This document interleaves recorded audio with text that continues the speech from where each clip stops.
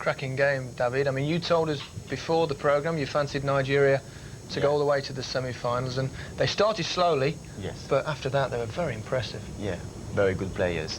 Very slow start, almost the earliest goal of the competition so far. But I still fancy the Nigerian because they got plenty of skills, you know, and they go through the competition, they will be better. So, you know, the Spanish, they did well very early in the game, and a good reaction from the Nigerians. So I think we will get a very, very good second half. I hope so. If it matches that, it'd be great. Ali, David's already mentioned it. They nearly scored after 10 seconds, which would have been the fastest ever goal in the World Cup finals. And it was your man to watch. He's quieting down a little bit, but what a 30 seconds he had right at the start of the game. I think we can see it right from kick-off. It was, Gary, a long ball. As you rightly said, he nearly made himself a living legend. He gets on the end of this, he gets a little bit of a break. He sees strike. It's a great save, and he hits it supposedly with his weaker foot, but it's a good strike. He gets the break of the ball there, and there's a good contact. Gets his jersey pulled a little bit, and the goalkeeper goes down his left-hand side, makes a good save. But what a start that would have been! And then 5 minutes later, Raul Hood had another chance. There's another chance here. Great ball in by Ferrer. He's a free header. Catches it off the bar and then comes off. Just looked like he dipped his head and it come off the top of his head a little bit. Technique, yeah, he could have done by meeting that on his forehead, but it just seemed to come off the top a little bit. But the way the game was going, David, a goal had to come, and it eventually came via a free kick. Yeah, fantastic free kick from Euro. On the bottom right of the goal, a little deflection from the hand, 1-0. Chris Waddle actually blamed the goalkeeper, but I don't think he just spotted that deflection, made all the difference, didn't it? But I think with the curve, you know, maybe he thought the ball went out, you know, and back came Adepoju in Nigeria.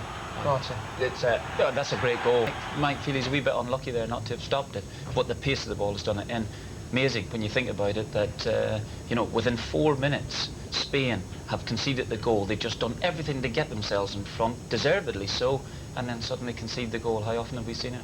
OK, we'll have more thoughts on this game in a moment. But it's been a long wait, and there's still 48 hours to go before England enter the fray. Killing time with the England squad in La Ball is Ray Stubbs. The three Lions can be split into 3 age groups in relation to this England squad. Experience comes in the shape of 10 30-somethings, and 2 more about to join that club. In the young brigade, 6 are 23 or under. Rio Ferdinand, Sol Campbell, David Beckham is 23.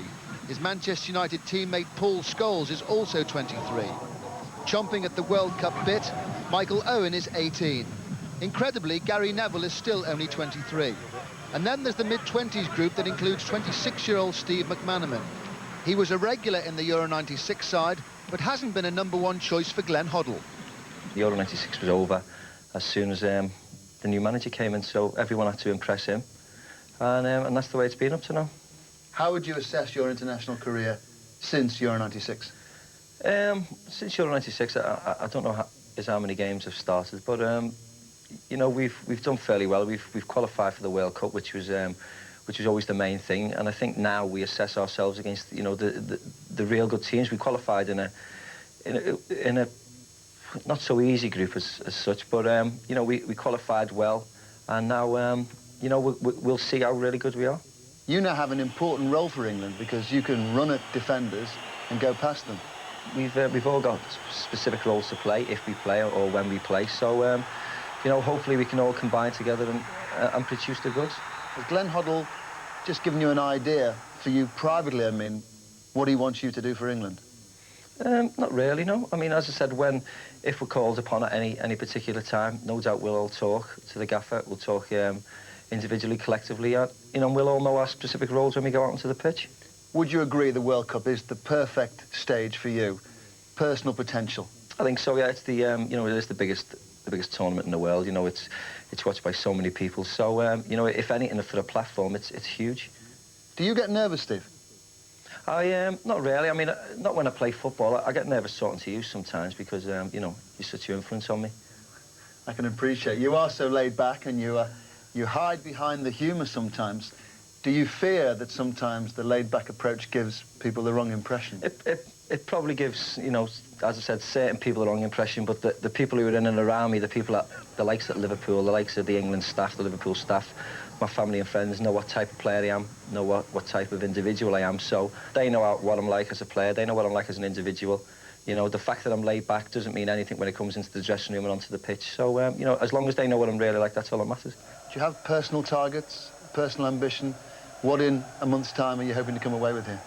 Well, I mean, to be honest, the lads have been very positive in everything they've done over the last, you know, even through the qualifying stages. So, you know, we're over here. We want to win it. We want to, you know, we want to perform well, and we want to leave maybe in a month's time with a medal each, hopefully a winner's medal.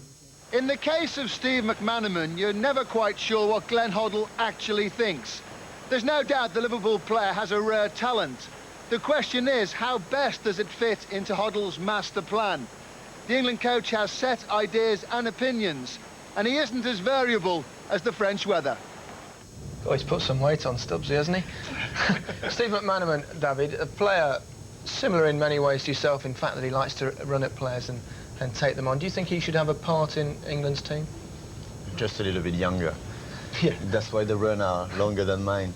I think he's a very good player. Yeah. Like you see on this image, he can run with the ball for 40, 50 yards and still score the goal. He get a major impact he will get a major impact on the England squad. I'm quite sure about that. But he must, I think, about his mental preparation to give 100% of his ability. He must be really focused on what he has to do, keep the pressure away, and think about his job, and he got everything, so no question about that. Player that you would start with if you were Glenn Hoddle, Martin? He can't play wide on the left on a 5, no doubt about that, Gary, he can't do, and he has played there for Glenn Hoddle. I think he's looked at the situation and saw that he might actually be a substitute really for Gaza in that type of role. But in terms of a wide left-hand side, which he has done before him, he can't do that at all, honestly. Nor would I expect him to do it. I just think he's got the ability to pick it up and go at players. And why not? You know, he's very, very exciting. And I love him. I think he's brilliant. Ali, you're nodding your head, especially the bit about replacement for Gaza. We need somebody to open doors. You do, and I think, as Martin said, he's the one player capable of running at players and making things happen. You've got to have players that can make and commit people, commit defenders, and I think Steve McManaman can do that. I think he could be a big major player in this World Cup. Okay, that's fairly unanimous. Now, as for Scotland, their crunch game comes on Tuesday when they take on Norway in Bordeaux. So what's the mood in the camp? Well, Hazel Irvine's been trying to find out.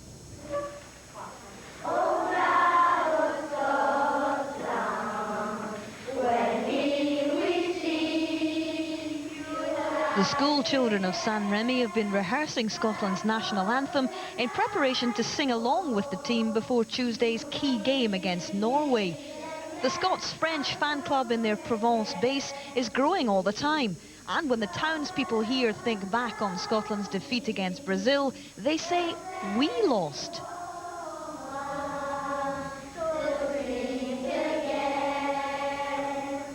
We had a wee message in the room when we got in on the Wednesday night or the early hours of Thursday morning, saying that how proud they were to have known us and how well we'd played, and not to be downhearted because the Norway result and the Morocco result had gone for us, giving you a chance. And just little things like that obviously perks you up. The town's enthusiasm is infectious. A pop star's welcome was reserved for the players and the manager at several training sessions, helping to refocus the squad for the fixture in Bordeaux. It's good to see so many local people supporting us, especially in a small place like this. And hopefully, you know, they'll be getting behind us, and the Tartan Army that are over here will be getting behind us, and we can do the business, give them something to shout about. The hard work has begun in earnest again in preparation for a Scandinavian challenge. Defender Tom Boyd, for one, keen to be involved in a match situation again after unenviably having to shoulder responsibility for Brazil's winner. He's one of the squad's most determined players, and the Celtic captain has quickly come to terms with his bad memories. How many times has the ball gone over the line in your mind since then? Oh, frightening. I was hoping that they call and they'll get to it next time, you know. You're trying, or Jim will go up and get a hand to it, but they just don't seem to get there.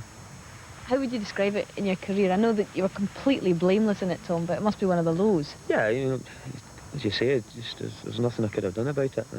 But for it to be, I've scored other own goals in my time, but never one that I think cost the game, and cost such an important game as this. But these things do happen, and I'll get on with it and raise my spirits for the next game, which I think you've got to do. The Tartan Army's spirits are certainly high. Some of its many platoons in France have ventured off the beaten track to San Remy to offer support before what's become a make-or-break match. Usually I think we've got to get a victory. A defeat would put us out the tournament, which is something that we don't want to contemplate. But I think, if we, as I say, if we go about our job and get, I think we've got to look at least taking 4 points, from the next 2 games.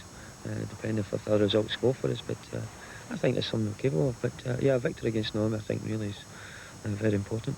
I think all the lads know Norway. I was at Chelsea with Grodas, the keeper, and he's not played much over the last season or 2, so maybe we can exploit that.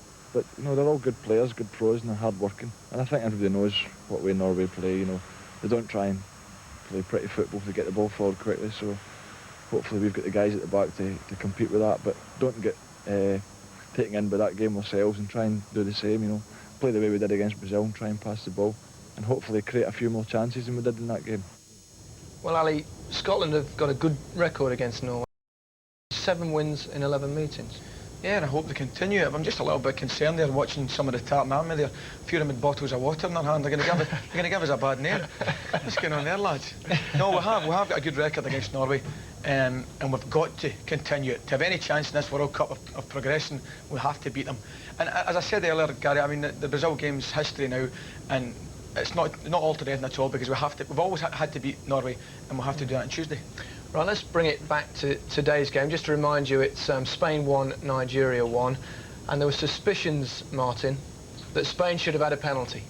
Yeah, the referee, who's had a blinding game, I think he's done exceptionally well, is in a poor position, I think, to see this year. You might get a little bit of help from the linesman, but just as Luis Enrique's going across, Babarayo looks as if he's just got a touch on it, or a touch in his leg, and I actually think if that's definite contact, it's definitely a penalty.